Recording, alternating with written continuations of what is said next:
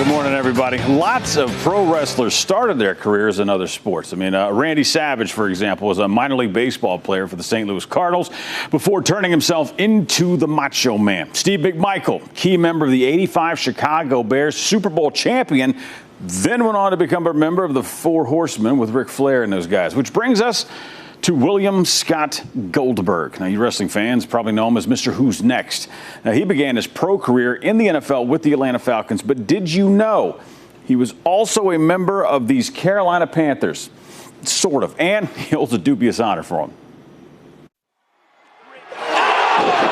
Who's next was the question Bill Goldberg would ask in his wrestling days.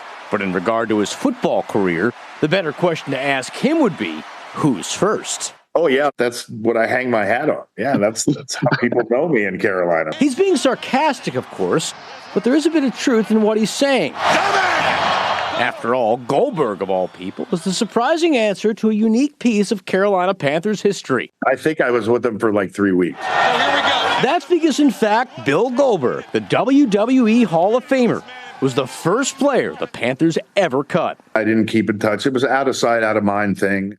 It was tough for me. It was really tough. It was the spring of 1995, and the Panthers, under head coach Dom Capers, were preparing for their inaugural season. Just a couple of months earlier, they had taken Goldberg in the expansion draft, hoping the 3-year veteran defensive tackle could make an impact. There was just one problem. So I just ripped my abdomen off of my pelvis. I don't think that they had any knowledge of my surgery that I had just gone through, and that's the reason why the Falcons put me on the supplemental list. Goldberg knew he was not the same player he once was, and it didn't take long for the Panthers to figure that out. However, interestingly enough, it was Goldberg who ultimately pulled the plug. I had no shot whatsoever. I was just wasting my time. That was the beginning of the end of his football career.